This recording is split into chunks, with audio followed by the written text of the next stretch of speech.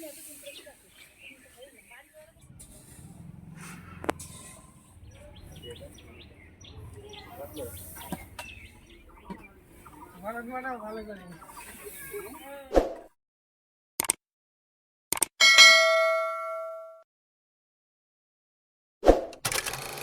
বন্ধুরা, শুভ সকাল। আর আমি প্রিয়াঙ্কা চলে এসেছি একটা নতুন ব্লগ ভিডিওর সঙ্গে তোমাদের আশীর্বাদে। তো তোমরা সবাই ভালো আছো আশা করছি, আর আমিও ভালো আছি। তো এখন বাজে সকাল 6টা। তো 6টা থেকে ব্লগটা স্টার্ট করছি। ঘুম ভেঙেছে আরও অনেক সকালে, 5:30 না, ওই 5টার দিকে, 5টার একটু পরেই আর কি ঘুম ভেঙেছে। আর ঘুম ভেঙে তারপরে ঘুম থেকে উঠে ব্রাশ ট্রাশ করে নিয়েছি। আর এখন দেখতে পাচ্ছি রাস্তা দিয়ে হাঁটাহাঁটি করছি, আর ব্লগটা স্টার্ট করে দিলাম তোমাদের সঙ্গে আর কি শেয়ার করব। তো গতকালকে ব্লগ করা হয়নি, কারণটা হচ্ছে প্রচুর পরিমাণে কাজের চাপ ছিল কালকে। আর গতকালকে হচ্ছে এতটা পরিমাণে কাজের চাপ ছিল, তোমাদের সঙ্গে যে ব্লগ শেয়ার করব সেটাই আমার আর কি কাজের জন্য হয়ে ওঠেনি। তো যেমন খড় পালায় দেওয়া ছিল, তারপরে ধান নাড়া ছিল 3-4টে উঠোনে। হঠাৎ করে কোথা থেকে একটা মেঘ আসে, তারপরে সেই মেঘ এসে আর কি বৃষ্টি নেমে গেল। আর সেইগুলো গোছগাছ করতে গিয়ে আর কোনো ব্লগ শেয়ার করতে পারিনি। মন মাইন্ড একদম খারাপ ছিল, কারণ খুব কষ্ট করে ধান টানগুলো নাড়া হয়েছিল। তারপরে যদি শুকিয়ে যেত তাহলে কোনো কথা ছিল না, সেই শুকায়নি। তো তারপরে আবার সেই বৃষ্টি নেমে গেল। আর এইদিকে যে দেখতে পাচ্ছ, ওটা আমাদের খড়ের পালা সাজানো হয়েছে। আর এটা হচ্ছে মা। আর এখন ঘুম থেকে উঠে ব্রাশ ট্রাশ করে নিয়েছি, আগেই বললাম। আর এখন এই যে আমাদের খড়, এই খড়গুলো কালকে রাত্রে 4 টলির মতন ধান মারা হয়েছে, সেই ধানের খড় এই যে, সেইগুলো এখন পালায় দেব। তো সব তো দেওয়া সম্ভব না, যতটুকু পারবো দেবো। উঠোনে ধান আছে, সেই সমস্ত ধান রাখতে হবে। আর এদিকে হচ্ছে আমাদের জেঠুদের খড়ের পালা দেওয়া স্টার্ট হয়ে গেছে অনেক সকালবেলা থেকে। আর আমাদের হয়নি, ওদের লোক বেশি কাজের আর কি, আমাদের লোক কম, এই কারণে। তো দেখা জেঠুদের খড়ের পালা দেওয়া চলছে, দেখতে পাচ্ছ।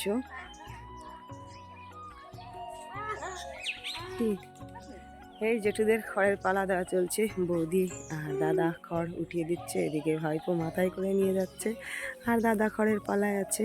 এই যে দেখতে পাচ্ছ, এদেরটা তো হয়ে গেল রোদ ওঠার আগে, এরা বেঁচে গেল। আর আমাদেরগুলো এখনও ঘুম থেকেই উঠলো না ঠিকঠাক করে, কখন পালা দেওয়া হবে কে জানে। আমাদের এই দেখতে পাচ্ছ পাড়ার উপরে এখনও নেট আছে, তাঁবু আছে। তো এই সমস্ত জিনিস এখন আমাদের নামাতে হবে, তারপরে এদের তো হয়ে যাচ্ছে।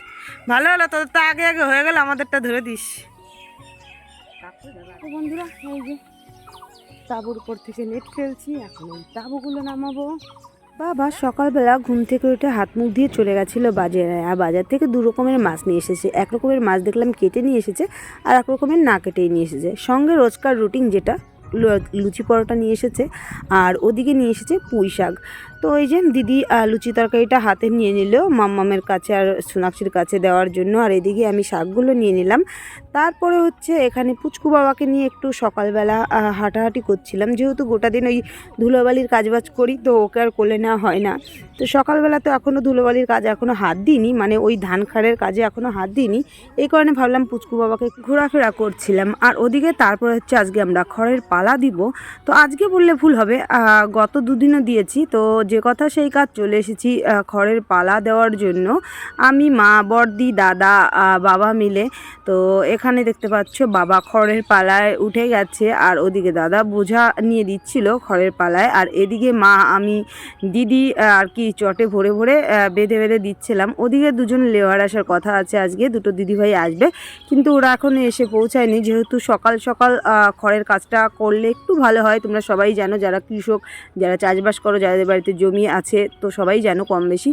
তো এই কারণে আমরাও সকাল সকাল আর কি খড়ের কাজটা করে নিচ্ছিলাম, যতটুকু ততটুকুই এখন দেওয়া হবে। তারপরে তো রোদ উঠে গেলে সেইভাবে আর কি খড়ের পালায় উঠে খড় দেওয়া যাবে না, তোমরা সবাই জানো। আমরা এখানে নিচে থেকে দিতে পারলেও বাবার ওখানে প্রচুর অসুবিধা হবে। তো এই কারণে ভাবলাম যে সকাল সকাল রোদটা ওঠার আগে একটু কাজগুলো গুছিয়ে নিই। আর এদিকে আমাকে আজকে অন্য লোকে দেখতে পাচ্ছ, কারণ এই খড়ের কাজগুলো না সকালবেলা ঘুম থেকে উঠে করলে গোটা দিন যে অন্য কাজবাজ করতে পারি না, প্রচুর পরিমাণে হাত পা চুলকায়। তাই দাদা আজকে বললো একটা জামা পরে নে। তো আমি বললাম যে দে তাহলে পরে নিই। গতকালকে জামা না পরেই কাজ করেছি, তো গোটা দিন আমার হাত পা চুলকিয়েছে। এই কারণে দাদা ওর একটা শার্ট এনে দিল, আর আমি ওটা পরে কাজ করছিলাম। আর পুরো নাক মুখ তো ঢেকেই আছি, কারণ আমার প্রচুর পরিমাণে ডাস্ট অ্যালার্জি। একটুখানি ধুলো গেলেই না আবার ঠান্ডা জ্বর লেগে যাবে। এই কারণে নাক মুখ পুরো একদম ঢেকে নিয়েছিলাম গামছা দিয়ে, আর একটা জামা পরে নিয়েছিলাম। আর দেখতে পাচ্ছ এই যে খড়গুলো চটে তুলে তুলে দিচ্ছি, একদম চিনতেই পারবে না আমাকে, একদম মুখটুক ঢাকা আছে। তারপরে না আরেকটা জিনিস মনে পড়ে যাচ্ছে, অন্যান্যবার এই ধানের টাইমে আমরা গাছের আম পাকে, তারপরে জাম পাকে, তাল পাকে, সেগুলো আমরা আর কি কেটে খাওয়া খাওয়ি করি। তো এবার না অনেক আগেই ধান উঠে গেছে, তো সেই সমস্ত জিনিস এখনও কিছুই হয়নি। যেমন আমটা তো এখনও পাকার কোনো আর কি কথাই হবে না, এখনও অনেকটাই ছোট, আর তালটাও সেরকম অনেকটাই ছোট গাছের। তো এই সমস্ত কিছুই পাকেনি, জামও পাকেনি। তো তারপরে যাই হোক খড় দিয়ে পালায় তারপরে চলে আসলাম ধান নাড়ার জন্য। সব খড় তো দিতে পারিনি, আর এদিকে যে দিদিভাই দুটো আসার কথা ছিল ওরা চলে এসেছে। আর 3টে উঠোনে মিলেই দেখতে পাচ্ছ আমরা আর কি ধান মেলছি। খুব একটা নাড়তে হবে না, শুকনাই আছে, অল্প কিছু আর কি নাড়তে হবে। আর এদিকে হচ্ছে মাম্মামকে আমি একটু আদর করে নিলাম। মাম্মাম ফোন দেখছিল, আমি একটু রেস্ট নিতে আসলাম। তখন মাম্মামকে বললাম যে মাম্মাম আসো, আমাকে একটু আদর করে যাও। তারপরে এই যে আবার কাজে হাত দিয়ে দিয়েছি। আর ভাবতে পারছো যে আমি কোথায়? হ্যাঁ, আমি ভিডিও করছিলাম, তাই আমি এখানে নেই। ভিডিওর পিছনে কিন্তু আমি পুরোটাই কাজ করি, সব কাজবাজ। তারপরে ধানটা নাড়া হয়ে গেছে আমাদের, আর তারপরে এখন দুপুরবেলা চলে এসেছি খাওয়ার জন্য। আর আজকে আমাদের রান্না হয়েছিল পুঁই শাকের তরকারি মাছের মাথা দিয়ে, আর লাউয়ের তরকারি, আর এদিকে ছিল চিকেন দিয়ে কাঁঠালের ইঁচড়। আর ওদিকে আজকে নোয়া কাকাদের বাড়ি মহোৎসব, তাই সব কিছু গোছগাছ করে নিয়েছে। দেখতে পাচ্ছ এখানে সুন্দর করে একটা মন্দিরও সাজিয়ে নিয়েছে, এখানে তাঁবু টানানো আছে, সব লোকজন আসবে।